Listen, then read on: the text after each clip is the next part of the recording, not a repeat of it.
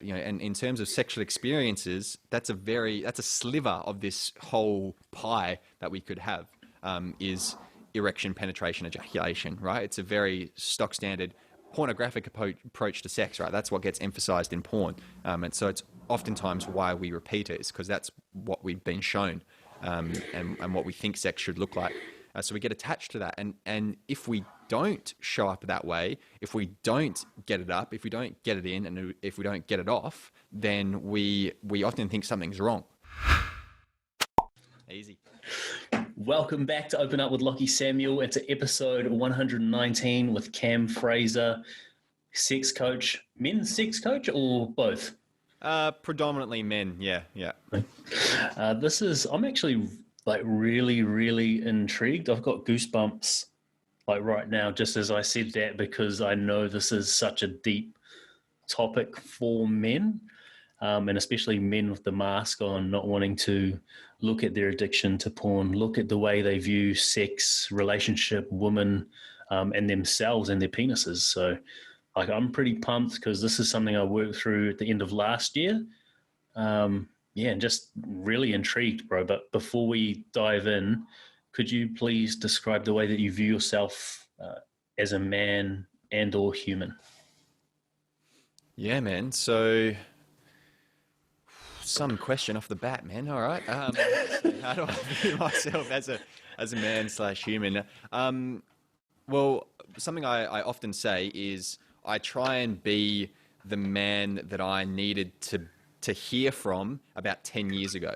So I was going through a bunch of mental health, sexual functioning shit, stuff, and really needed a guy who was comfortable in his sexuality, who was comfortable talking about sex, who was comfortable linking that to masculinity, who knew what he was talking about. So it was wasn't just opinion based, it was kind of data driven.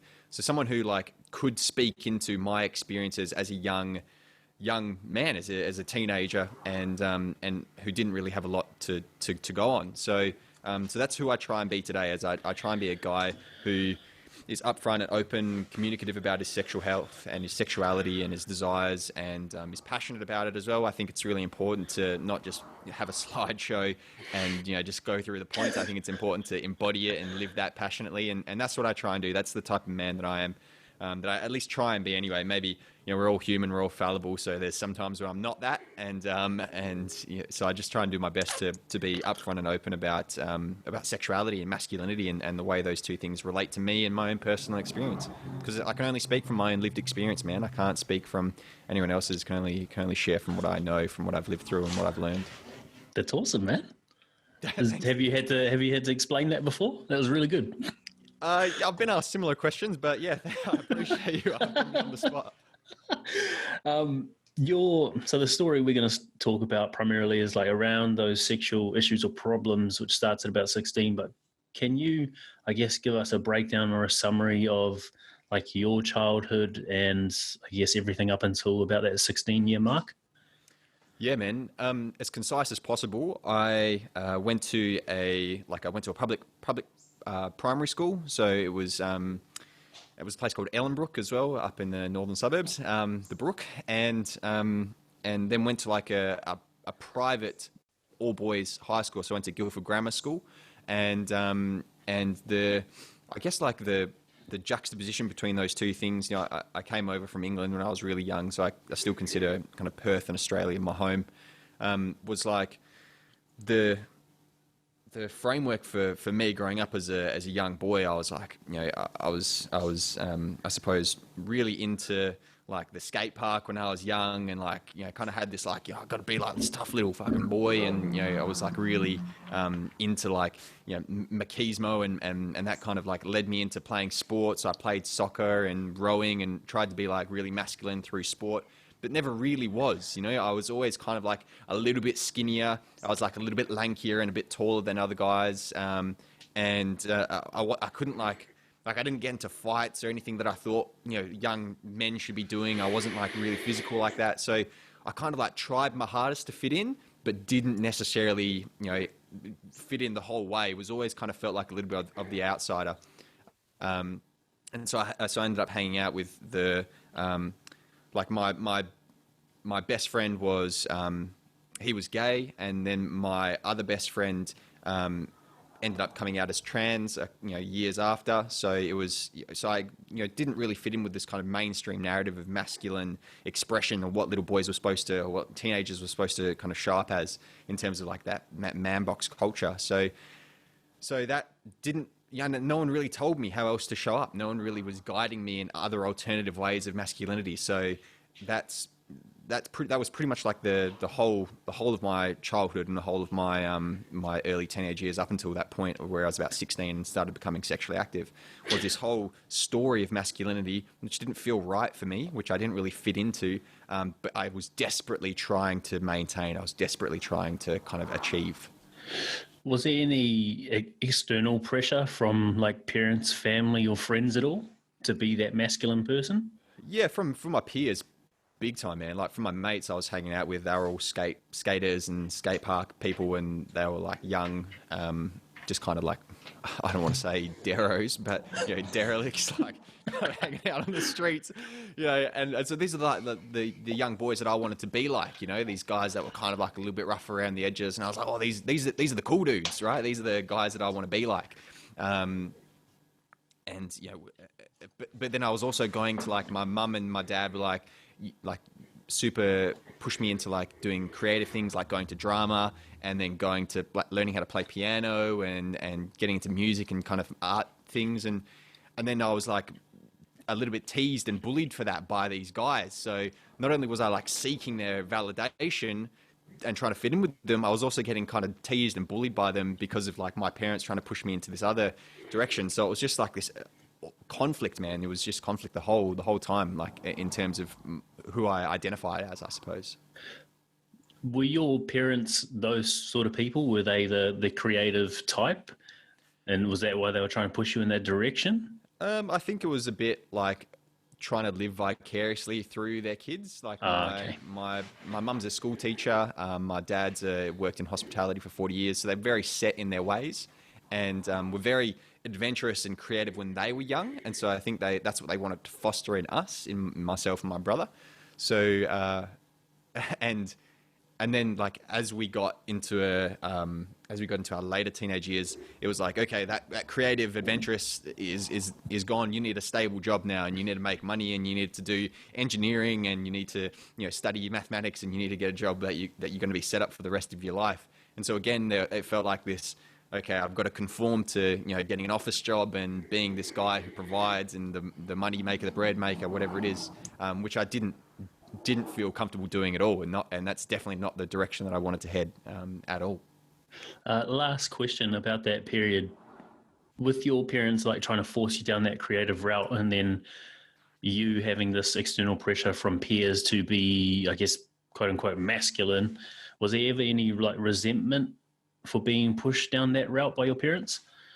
Yeah, I think so, man. I definitely felt resentment to my parents for a bunch of different things, and maybe it wasn't exclusively or particularly because of like them encouraging me to do alternative things, because they were also super supportive of the things that I did want to do as well. So okay. When I went and played sport, when I went and did all these other things that I felt like I needed to do to kind of be a little man, my parents were like, yep, sweet, we'll come and support you, we'll show up at every game, and we'll take you to the early morning trainings, all that.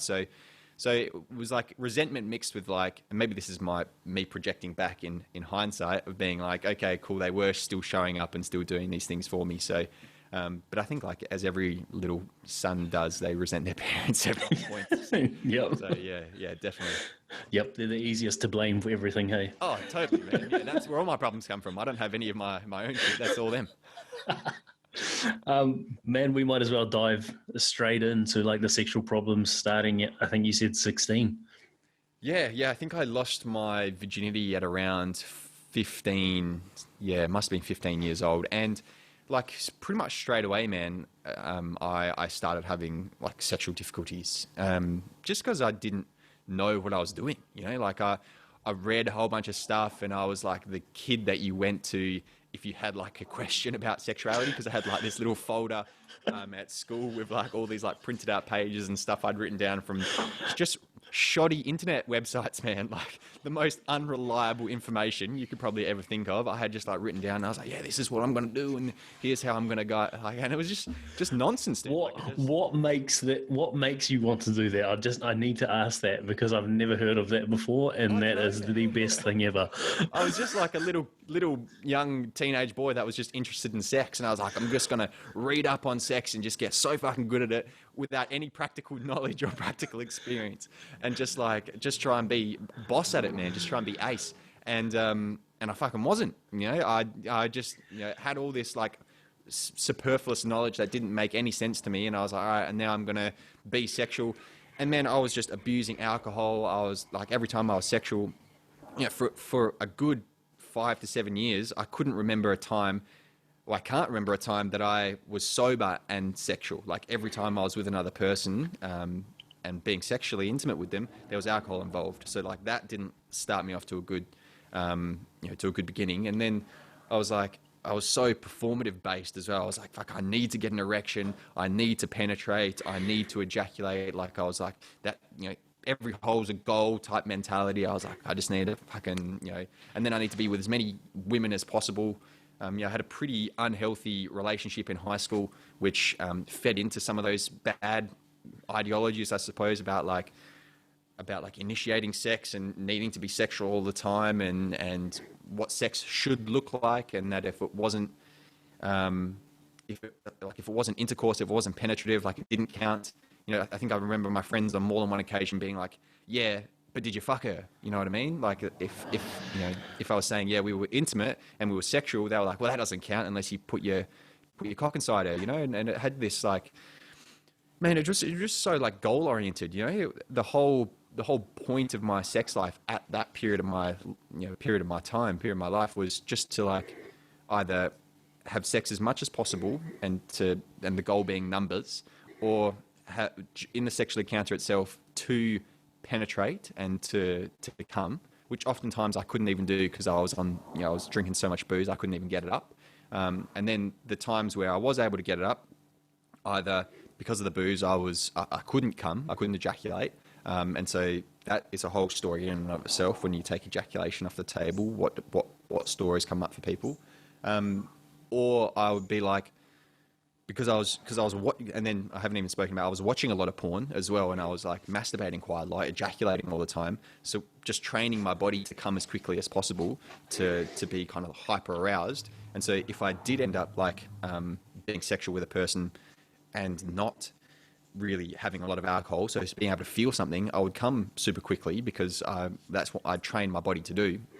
And that then like fed into this narrative of like, fuck, I'm not a man because I can't pleasure a woman. I'm not a man because I can't get it up. I'm not a man because I'm not sleeping with a lot of people. And that story, that narrative was perpetuated when I went to university over in America and started playing soccer, sport competitively in this like locker room environment, which was quite misogynistic, and the way we spoke about women and the mentality that we had to women, especially like, you can kind of think of stereotypical fraternity style mentality of just like going out and getting pissed and picking up young girls and just kind of not treating them well, and not having this collaborative sexual experience, but just being kind of like it focused on me and my gratification rather than our collective pleasure. So it was just a shit show, dude. Like it was a big spiral of all these different ideas that I had of what things should look like and how I should be and what my partner, what she should be doing. And none of that really clicking for me because no one was telling me otherwise. And it was at that time that I was like still interested in sex and studying it. So I was also like studying psychology, studying sexuality, studying philosophy, and also like doing a whole bunch of my own independent things, readings and stuff from the pickup artist community. So I was like into that space as well, and thinking like, this is the way I need to be talking to girls and this is how I should be treating them. And it just fed into this like downward spiral, man. And I just ended up like getting into a bit of a depression. That kind of sounds like I'm minimizing it, but I was pretty depressed, like pretty mentally unwell, relying on alcohol, kind of drinking all the time. I'm 20, 21 by this stage. And and yeah, just kind of not treating people well, and so had to really take some time off and force myself to be celibate and to do a bit of work on myself, man. That's kind of where my whole journey now started. That's awesome, bro. I love that you can be vulnerable to that extent, because I know a lot of men need that right now, whether they're ready for it or not, doesn't matter. I know a lot of men need it. And so just the fact that you're willing to go there and be that vulnerable and to put it out in a space like a podcast, which is evergreen, just means that your message and your story is going to be there for people when they're ready. So like, I'm stoked, first of all, that you're here to share it. But that you can, secondly, that you can go that deep and be that vulnerable. Got a couple of questions. Where did the pressure come from to accumulate numbers and to be that sort of guy?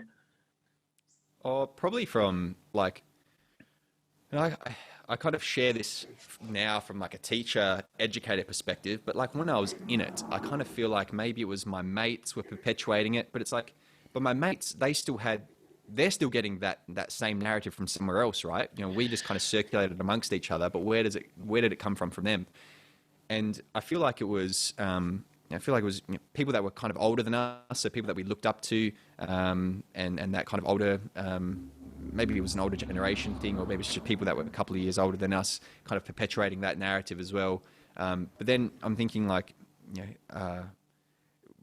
mainstream media was probably a big part of it when I think about it. Like, we kind of glorified and idolized, I guess, the guys that we were watching on TV and the guys that were like pretty, masculine, macho, kind of sexual. They were like sexually competent, sexually confident as well. And then definitely from like the porn we were watching, this idea that like there's, when you kind of like think about it, there's only a handful of male porn stars, but there's like an endless rotation of like new female talent, for example. And so maybe there's like that started to get ingrained. It's just like you see the same dude in porn all the time, but it's always a different woman. So there's like this phenomenon of novelty and newness. So that's something I haven't thought about before. The fact that that they have a constant cycle of women going through the same man, that's new for me. So thank you for bringing that up and putting that in the space, bro. Yeah, no worries, man. No worries. So it's kind of like a few places I think that narrative comes from, eh? Yeah. When did you start watching porn? Oh, probably as soon as I was sexually active, man. Like probably around the same time. So I remember like the first explicit like thing that I remember like seeing is a deck of Hustler playing cards. So like, Playboy and Hustler and those other kind of companies, and it was like, I think it was my old man's, like he had like this deck of cards somewhere in the house, and that he'd been gifted or been given from someone, and so I like found this in like our spare room, and I was like, oh, sick, I like snuck these cards into my room and we would hide them under my bed and under my pillow and stuff, and that's kind of like the first thing that I remember jogging my sexual interest in explicit material, explicit media. And then I remember like watching late night, I had a TV in my room, so watching late night SBS. I think it was like a Friday night that they had like the foreign erotic movies on. And so I'd like late night SBS watching TV in my room. And then like we got a family computer, and so I remember like broadband dial-up internet and the slowness that it took, and then just kind of being exposed to like little pop-ups and things like that, and I suppose like just by virtue of it being like more and more available to me, I was like, oh, now I can check this out, and then like Google some things. I remember like pictures, and then there was like a period of time when I was like, oh fuck, like websites, like porn websites are an actual thing. And so that blew my mind as a young boy, and then started watching probably all of this kind of the internet pornography, the tube site porn, which is like where I think it gets really detrimental. Probably started at around 14, 15 as well, I reckon. It's probably about the same time that I actually started being sexual. Yeah. Was there ever any shame involved in like watching porn and masturbation for you? And I just asked that because I know for me there was a lot of shame, and so I carried that over into sex, and then become really shut off and guilty within relationships for it. Yeah, I don't really think there was for me, man. Like I remember like my parents kind of catching me watch porn once and not really talking about it. Like everything was just kind of like oh, we're just not going to ask any questions or not have any conversations about it. And so like there wasn't this overt this is wrong and you shouldn't be doing this and that kind of like narrative of shaming being put on me. So I just kind of was just like, oh, I guess this is all right. I guess this is natural. And like, then you kind of banter with your mates about the porn that you're watching. Well, at least I did with my mates anyway. We kind of talked about, the porn, and then it was like, this is the tribulations of going to an all boys school, man. Of like talking about like how many times a day you watch porn and like competing with your mates about how many times you've masturbated in one day and just shit like that. So it was not really shamed that much, man. It was kind of like socially accepted, I suppose, that boys will be boys and boys will just watch porn and that's just what they do and there's nothing you can kind of do to stop that or that you should try and stop it. So it's still kind of like I still watch, I'll throw the caveat in there that I still watch porn today, but I watch well, at least I try and watch ethical porn, feminist porn, educational porn. I will jump on a tube site every now and again and see like what categories and what analytics are being used. So I try and stay up to date with what guys, the quote unquote mainstream population of guys are watching. I think it's important for my work.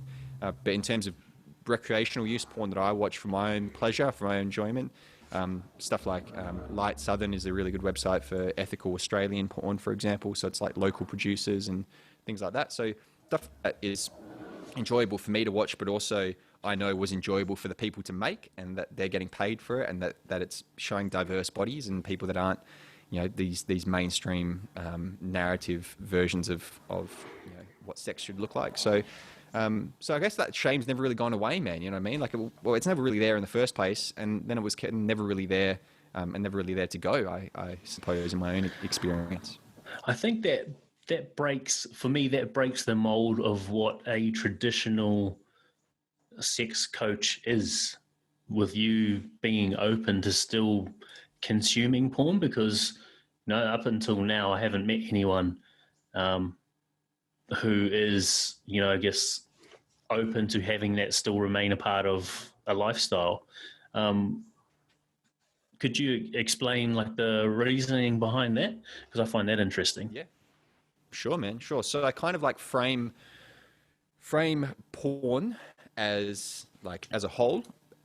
Pornography is a tool, right? So just like a vibrator is a tool, for example, for amplifying, intensifying, or altering, or at least giving us some type of stimulation in our sexual experience, right? And so you can use a vibrator by yourself or with a partner, you can use it in a way that that gives you pleasure, right? Just the same way that you can use porn as a tool that gives you pleasure.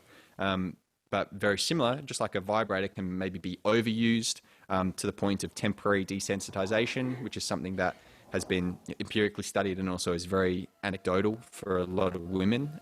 Will say that if they've overused a vibrator, that's what's happened to them. But also, if you get stuck in only using a vibrator, and this is something that often happens for women, is the only way that they can achieve orgasm is through a vibrator. If that's the only way that they're showing up sexually is through this. Very, very similar to porn, right? If you overuse porn, you can become desensitized to it, you can become numbed out by it. And also, if there's no diversity in your sexual experiences and there's no novelty or variety, a healthy sex life should have variety in it.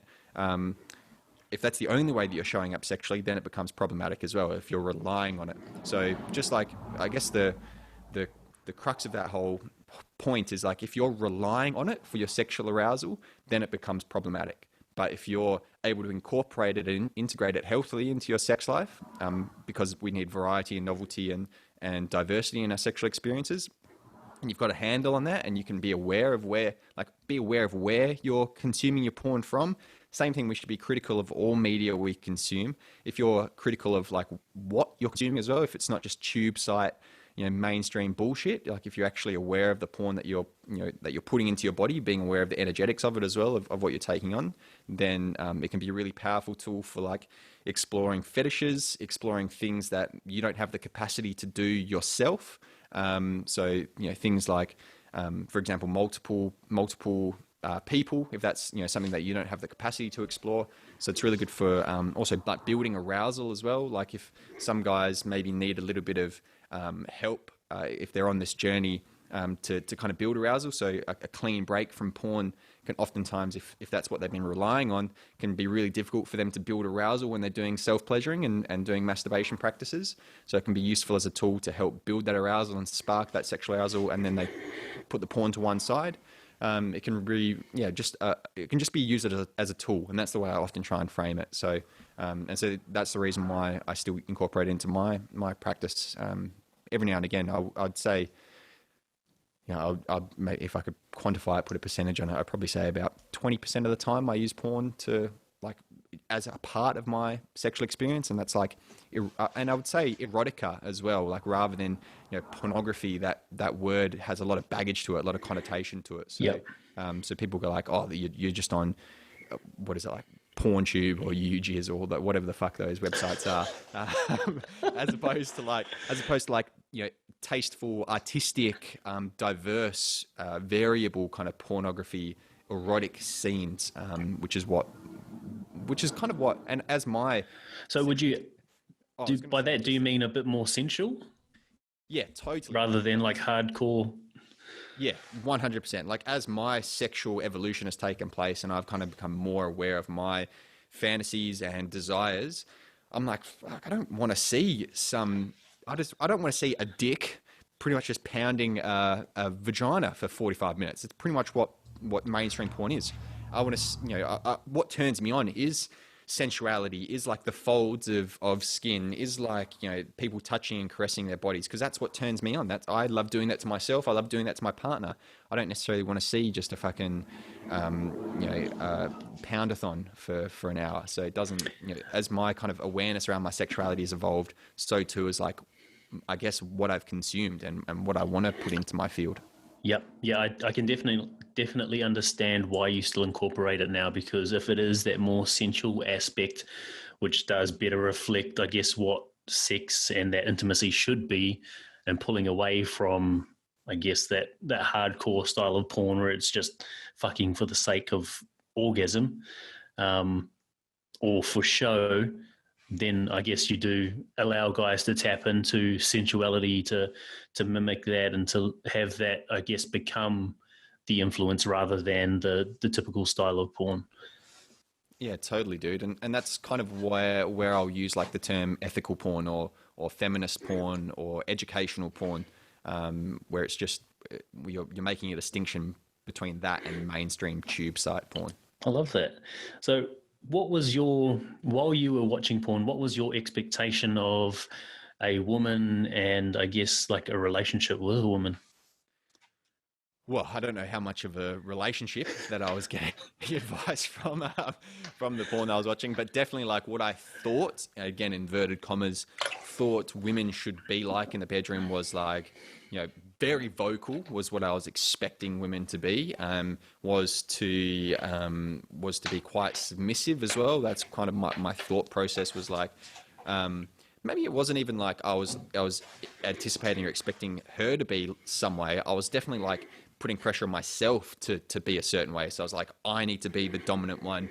I need to be the person that's in charge. I need to initiate the sex. I need to have a rock hard cock and penetrate her for an hour and make her have I need to give her orgasms, like it's something that I do, that it's my job and it's my responsibility.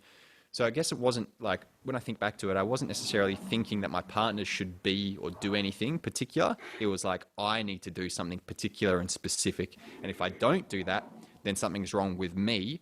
And if she doesn't find that pleasurable, then something's wrong with her.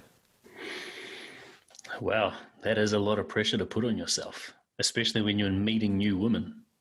Yeah, totally, man, totally. It's and it was kind of like, and then that was perpetuated by my mates as well, because they would have the same idea, and so it was just constantly reinforced. And if you didn't fuck her, right? If you weren't dominant, like no way in hell I was going to share in the locker room. I had this beautiful sensual experience with this lovely young woman, and like loved her touching my chest and tracing her hands. There's no way I would be like open and vulnerable and sensitive and sharing. I'd be like, the way I would share and the way my mates would share would be like, yeah, I fucking tapped it and busted a nut so hard, and like it was nothing about it was talking about pleasure or talking about the sensualness of it or talking about like her experience. It was always like, yeah, I made her fucking come this many times and whatever it was. So the reinforcement of that as well was really strong. In that environment, when you're in that locker room environment in the USA, was there ever a feeling of like, I'm more than just this guy who wants to speak about women like this and treat sex this way?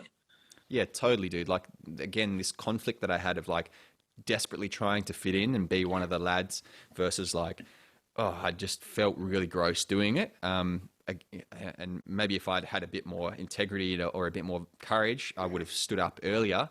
But it was like, yeah, it was this like slow drifting away that I had from the fellas. And I noticed as soon as I started like exploring psychology, exploring philosophy a bit more, getting interested in like sacred sexuality and yoga and breath work and connecting to my body in a bit more of an intimate way rather than through sport, but through breathing and stretching and Pilates and yoga. That became more about what I wanted to talk about and more about where I wanted my life to head.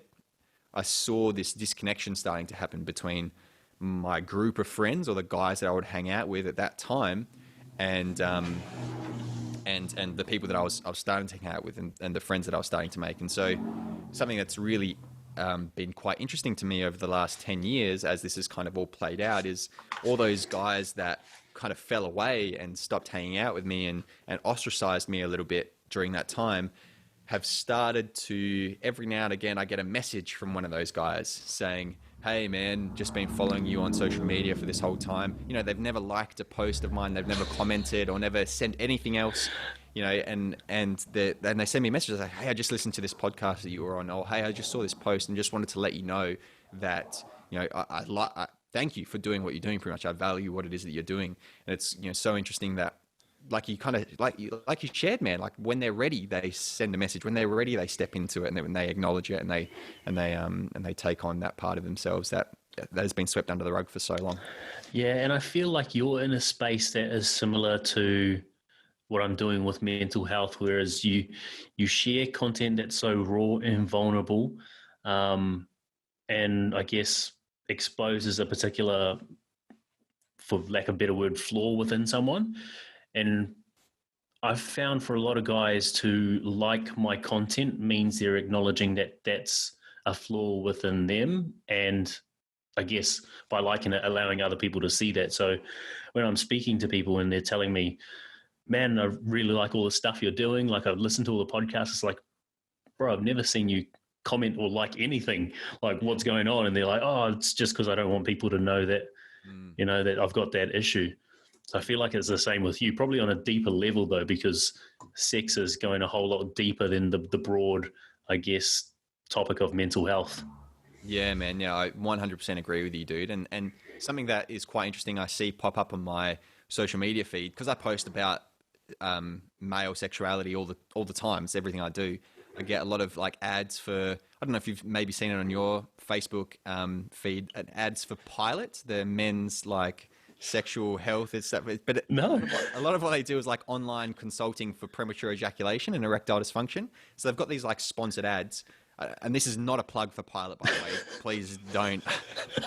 I'm not here to say that what they're doing is good, but I just find it interesting that all the guys that comment on those ads are like, they're all tagging their mates as jokes in those ads. So like instead of engaging with the content or engaging with that stuff in a way that's like constructive, it's all, as oftentimes sexuality and masculinity is, it's all framed as a joke. It's all framed as this big, funny, haha, look at this dude, he's got a small dick, haha, look at him, he's got premature ejaculation, haha, he can't get it up. So it's like, and this is like what I see perpetuated in mainstream media a lot is like male sexuality being the butt of a lot of jokes. Like this dude who like can't get women, haha, let's have a laugh at him. This dude who's got like, who comes in his pants when, you know, American Pie style, he gets touched and he jizzes in his pants, right? Let's laugh at him for premature ejaculation. So oftentimes male sexuality is framed as this huge joke, and that I see that playing out in these dudes commenting and tagging their mates and saying, hey, this is something you probably need. And so you're right. And stuff like this touches a nerve for a lot of dudes, and for them to actually engage with it seriously, oftentimes means that they're acknowledging a part of themselves that like takes a lot of vulnerability, man. It takes a lot of courage to do that because it's out there, that mainstream narrative of being laughed at for it. Yeah, exactly, man. And I found that most of the time in most situations, especially throughout my life, and like with some of the men that I've been working with as well, that the bullies or the people who make fun of the other men for having a small penis, coming, or premature ejaculation, they're usually the ones who have the issue that they're bullying the other person about. Especially in my case, like, I'm not packing at all, bro. It's like a couple Maltesers and a chocolate finger. But, you know, I got bullied so badly through like primary school and high school and my after school jobs.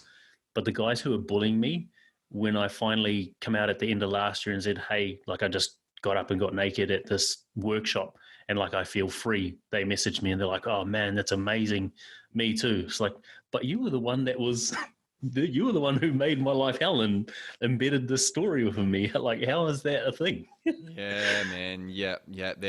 There's like a huge thing of projection, right? You project onto others what it is that you are insecure about yourself. And I think as particularly young men, like we do that all the fucking time. You know, we tease someone for something that we get triggered by, you know, like if someone, I remember being teased by guys who were heavier than me, who were fatter than me, teasing me about being fat, and I was like, I just could not comprehend it. It didn't make a lot of sense to me, and so I slowly started to realize, yeah, the people that do the teasing and the bullying are often people that need to do some work on themselves, and we all need to do work on ourselves, but there's probably something underlying that bullying. Yep. So back to like I think we ended the part of your story where you're saying you're now in like this deep funk or depression. What led to that, and then where was like the turning point for you? Yeah, I mean, so what led to it, man, was just like the perpetuation of those shitty sexual experiences of me, like seeing in these women, these young women that I was sleeping with, dissatisfaction and like, you know, them just like not enjoying themselves, me not enjoying myself as well. A lot of the time I was like, fuck, what is the point of this? Like, here we go, another weekend, another night of shitty sex, of me just feeling rejected and disappointed in myself, and seeing that in the person I was with, and so just like spiraling downwards of like just constantly doing this and not really knowing how to break that cycle of anxiety, really. And so I eventually, like I said, had a turning point of just being like, oh, I'm just like, what's going on with my life? Like, what do I do with this? And so I said to myself, I'm going to take a break from being sexual. You know, didn't take a break from drinking. You know, that's not what I was, definitely not what I was doing. You know, I was just taking a break from sexuality because I thought, oh, that'll solve the problem. Not recognizing that all the booze and all the mental health stuff that was on top of that was probably causing the sexual issues in the first place. So it was eventually through yoga and through Pilates. And I moonlight as a yoga teacher, but I seriously injured my back playing sport. Like I had some stress fractures in my lower back, and it was to the point where I couldn't play competitive sports anymore, or at least I had to take a break from it. I had to do clinical rehabilitation. And so as part of my rehab, I was introduced to or recommended to do yoga and do that every couple of weeks or every couple of times a week. And so through literally slowing down, through like learning how to breathe properly, like I don't think I'd ever breathe properly for the first, 25 years of my life until I did yoga and learned how to engage my diaphragm and take a deep breath into my body. That I remember like spontaneously just breaking down in tears when I was halfway through a class. Like I remember like muscle spasms and shaking kind of happening, and just tension, man, just trauma just built up in my body that I was starting to actually release and starting to let go of and starting to actually be aware of and notice. And so I kind of like slowly progressed into cutting down on drinking and going sober, and then doing heaps of traveling. So I went to South America a bunch of times, went to Southeast Asia, went to India, Canada, and explored like plant medicine, started getting into spirituality. And that was my roots. You know, not everyone goes kind of down that same path, but I think what's very, very common, at least for the guys that I work with, that is a turning point for them, well, that helps shift, I think, that old mainstream narrative to kind of a new way of healthily showing up sexually as a man, is like learning about your body, like actually paying attention to how your body feels, knowing where you're holding tension, where you're holding tightness, how you can release that tension and tightness, just building up an awareness, just actually understanding, well, this is how my body works. And by doing that, you then start to go, oh, well, when I'm really tense and really tight, and when I'm aware of that tension, I come really quickly. Well, that's interesting. Or, you know, I can't get an erection very easily when I'm really fucking tense and tight. So, okay, well, maybe I'll try and not be so tense and tight when I'm sexual. Oh, look at that, I've got an erection easier.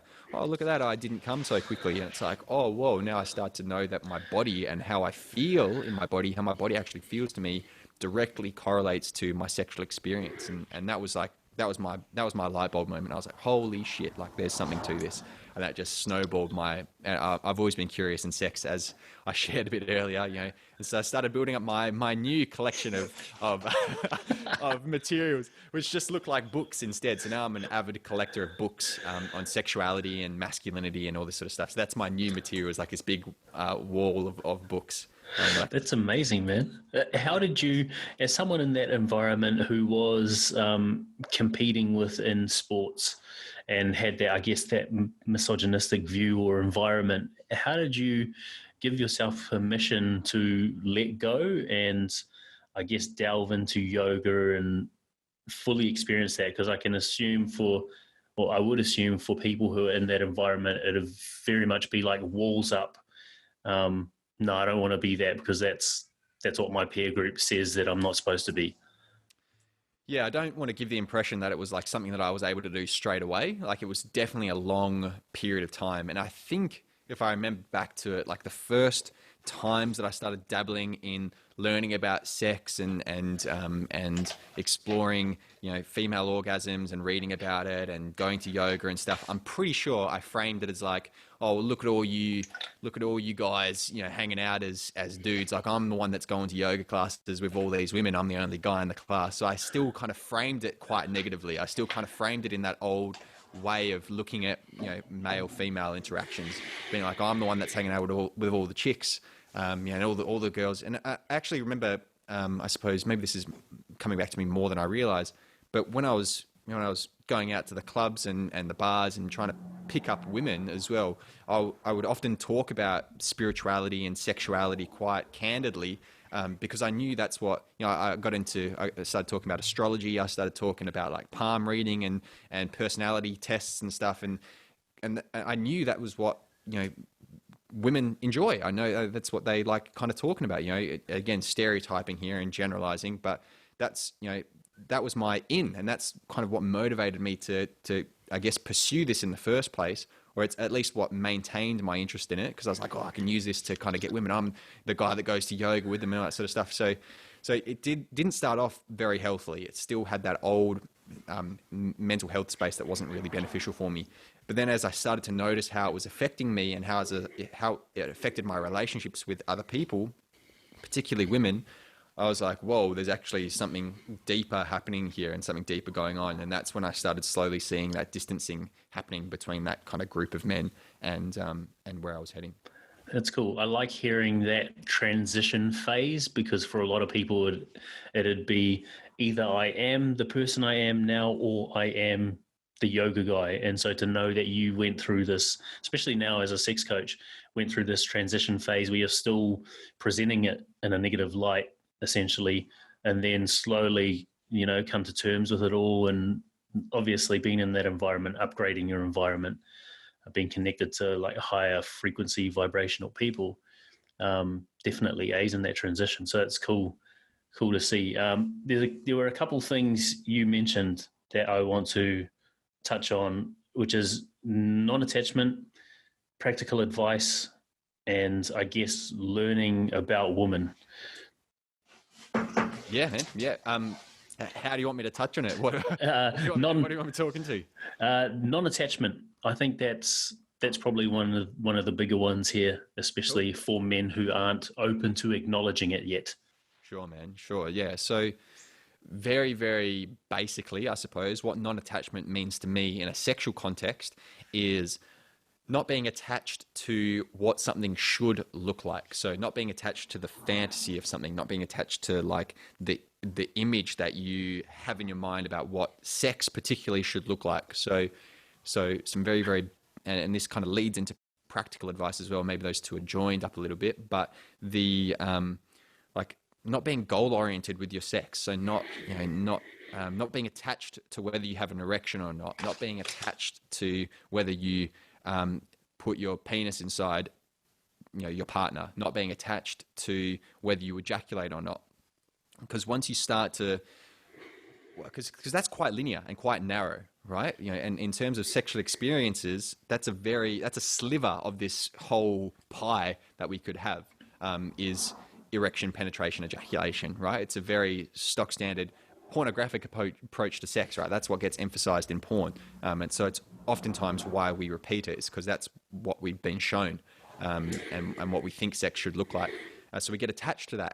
And if we don't show up that way, if we don't get it up, if we don't get it in, and if we don't get it off, then we often think something's wrong, right? We often think, we often think something's wrong with us because we didn't, to go back to my high school language, we didn't fuck her, or we think that there's something wrong with our partner, the woman that we're with, because she doesn't want to be penetrated or whatever it might be, or we just have this anxiety around around us not fulfilling what we should have done, or what we were attached to doing. So start to loosen your attachment to those things. Start to disentangle those things from your sexual experience. Start to go, well, if I don't have an erection, how else can I be sexual, right? If I'm not being penetrative, if I'm not putting my penis inside her, how else can I be sexual? What else can my sexual experience have? If I don't ejaculate and there's no ejaculation at the end of that, what else is there? What else can I explore? What other things can I do? So once we start to take those goals off the table,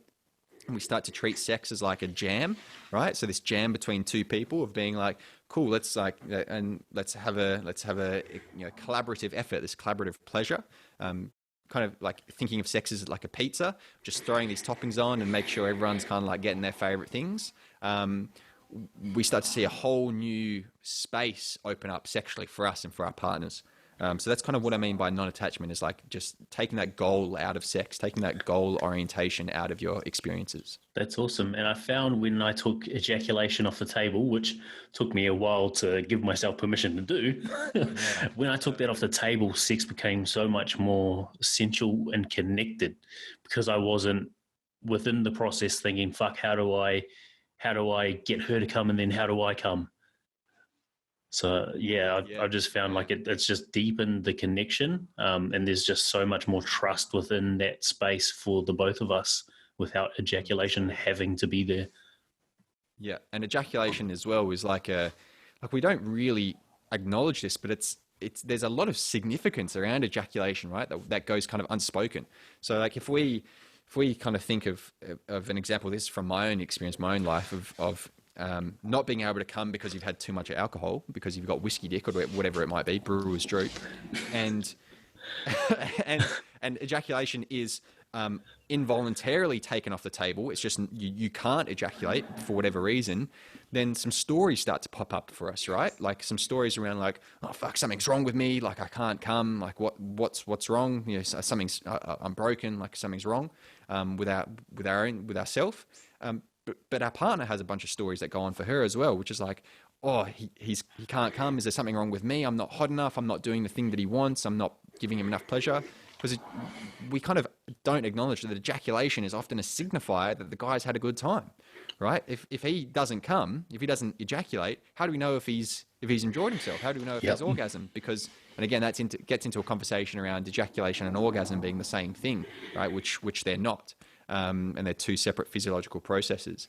But oftentimes that story then morphs into like, the guy going, nothing's wrong with me. I can still come when I'm by myself. Must be something wrong with her. She's not hot enough, or she's not doing that thing that I've seen in porn, or she's not being, whatever. She's not being sexual enough for me. So something's wrong with her. That's why I can't come. And then oftentimes she'll go into her head and be like, no, nothing's, if she's done the self-worth kind of stuff, she'll go, nothing's wrong with me. Something's wrong with him. This guy's fucking weird. He can't ejaculate. He can't get up. And so we have this like self-blame and self-shame. And then the second half of that story is like blaming one another. And then no one's talking about it. And no one's saying, hey, you don't actually need ejaculation to have a good time. There's other ways of experiencing pleasure. But no one's having that conversation. So we get these people like resenting one another for the sexual encounter that they had if, for example, ejaculation's taken off the table. Well, so one thing you said there was that ejaculation and an orgasm aren't one and the same. Could you, I guess, explain that? Because I feel like for a lot of dudes, it's going to be like, what the fuck are you talking about? What do you mean they're not the same thing? Yeah. Sure, dude. Sure. So physiologically, we know, like we've studied the male body, and we know that ejaculation is a reflex, and it is a separate reflex to orgasm. And so, like, if I go super academic on you, I can speak about that all day. But like, what you need to know is like ejaculation is just a two-part reflex of the body, which is mediated by a cluster of nerves in your lower back, right? And those cluster of nerves, they're connected to your sympathetic nervous system, which means that they're part of your survival response, they're part of your survival mechanism. And it's probably the reason why we kind of consider ejaculation a survival response, right? It's my friend likes to call it it's a caveman sex response. We have sex and we come so we can pass in our genes, so we can procreate, so that we can reproduce and maintain the survival of the species. But we don't necessarily need an orgasm for that, right? We oftentimes do have an orgasm at the same time that we have an ejaculation. And this is what we would call an ejaculatory orgasm, where the two things are together very, very close, milliseconds in between the two. But we actually orgasm through other nerves, which aren't connected to that cluster of nerves in our lower back.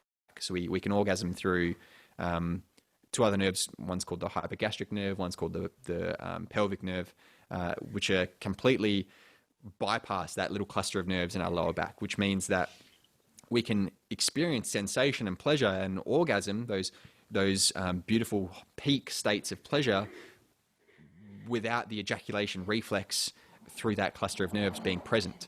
And there's a whole host of techniques and ways that you can learn to separate those two things.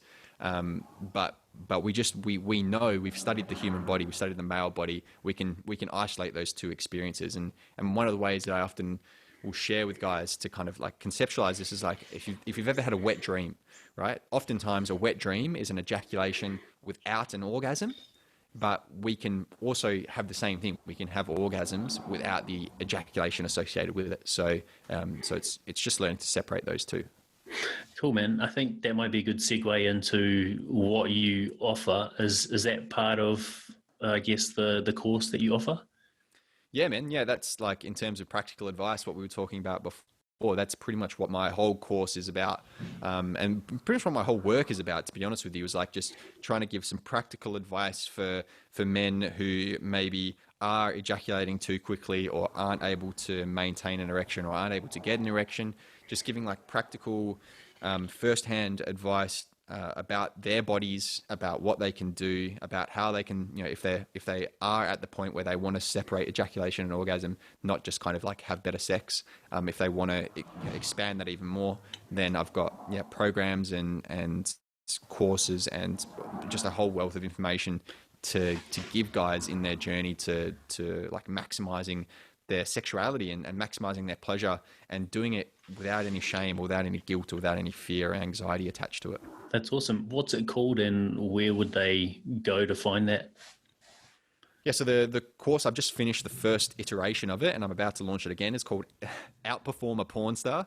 So the whole concept of that is, even though we've kind of been ragging on porn a bit this last hour, the whole premise behind the title is is like, it's actually not that difficult to outperform a male performer. And the reason why I say that is because how many male porn stars are having multiple orgasms? How many male porn stars are having non-ejaculatory orgasms? How many male porn stars are having prostate orgasms, are having full body energetic experiences, are actually feeling heaps of pleasure? I've got on my social media a list of quotes from male performers, pretty much saying how shit the sex is when they're on camera and how much they don't enjoy the experience, and the things that they do to last longer. And some of them is like inflicting pain. Like some of them will bite the inside of their cheek super hard, so that they start bleeding internally in their mouth. But they've inflicted that much pain on them, so they numb themselves out so they can last longer. I'm like, why are we idolizing that? Why is that our pinnacle of sexual experiences? So it's actually not that difficult if you just learn a few things about your body and then start to put them into practice and have some guidance. You can start to experience like way more pleasure. So it's getting out of that performative aspect that you kind of mentioned a bit before, and getting into the pleasure mindset, the pleasure way of being sexual. And so it's all about kind of shifting. So that's what this Outperformer Porn Star course is all about, is like just taking you from this mainstream linear narrow way of being sexual to just, like I said, exploring that whole pie rather than just having a little slice of it. So that's what the whole... I love that. That's exciting, man. Yeah, it is exciting. Yeah, it's exciting for me to teach it, man, because I see light bulbs and things going off for guys as we go through, because some of it is like so... It seems so common sense to me because I've been doing it for such a while, but for dudes that have never had this information given to them, like I just see the light bulbs go off and they go, oh my God, I've been doing that this way my whole entire life, and I've been so limited to that now I could go out and explore this with my partner or explore this with someone, and it's really humbling to kind of see fellas have these little pings of realization and insight in their own sex lives. That's epic, man. We'll do a couple questions and we'll wrap up. But first, I want to know how you have given yourself permission to be this guy in this space, putting himself out there, I guess, so vulnerably. Because especially now with the climate we're in, where there's so many opinions and so many people withholding their opinions, I guess, to ensure that they aren't attacked for those opinions and for that stance. Like, how did you give yourself permission to be in this space and to do what you're doing with men? I think it was study, man. Like and this is my own. I know this is my own shit that I need. My own shit that I need to work on is like I oftentimes, if someone challenges an opinion of mine or if challenges something that I've said, instead of like feeling into my body and being like, that's how emotionally I felt by it, I oftentimes like go into my academic brain and I'm like, okay, what have I read? What studies do I know? What data do I have that can like counteract their point? And so I'll come at them from like this intellectualization point of view rather than like sharing from my own personal experience and sharing from my own like emotional body. So like the way I gave myself permission to kind of start doing all this work was, again, from that intellectualization academic point of view. I like jumped into studying human sexuality at like a tertiary level, then at a master's degree level, and then started doing like, educational workshops and started going to all these like seminars and stuff. So I kind of gave myself permission because I was studying it and I was academic about it. And so it was kind of from that, again, transitional period, and I'm still kind of feel like in this transitional period, is like starting to like embody that now. So starting to like live and breathe the content that I'm teaching. So, I practice what I preach. I don't teach anything. I've got a philosophy that I don't teach anything that I don't already do myself, or that I haven't experienced myself, or that I don't do on a daily basis. And so that's kind of the way that I've given myself permission, is like going to all these things in an academic way, and then slowly starting to go to more of like the practical workshops, the more experiential workshops, where I'm starting to do similar things like yourself, stand up in a group of people and get my clothes off and kind of be in my body and notice how these things affect me at an experiential level, not just an academic level. And that's been an ongoing process. That's awesome, man.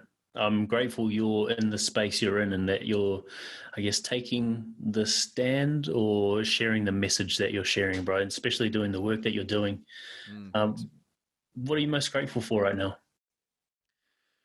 Right now, I'm very, very grateful for the location that I'm in. So I'm down in Margaret River at the Ooh, moment, with some lovely women that we met only a couple of months ago, just by chance, and they've just moved here from Byron. I'm going to shamelessly plug them. They're ladies. Their brand is called the Hemp Temple. They sell amazing hemp clothing. Definitely jump onto that. But they invited us into their home. So my fiance and I drive a bus, and we live in a bus, and they invited us into their home. They gave us a place to park, and it's just been so amazing connecting to the land down here, being able to go and do some, like, I'm a big believer in being sexual out in nature as well. That's a whole different conversation, but like connecting to the land, has just been amazing, going for bushwalks and coming across like these beautiful patches of forest and woodland, and being intimate and sexual with my partner out in these places has just been such a amazing, amazing opportunity that I wouldn't have had if we were in this bus and still driving around. So I'm very grateful for that. that's epic. Last question, man. If you had the chance to put a message on a billboard somewhere where you know thousands of people would see it every day, what would that message be?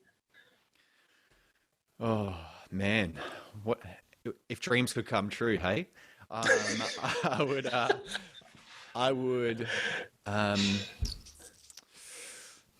I would tell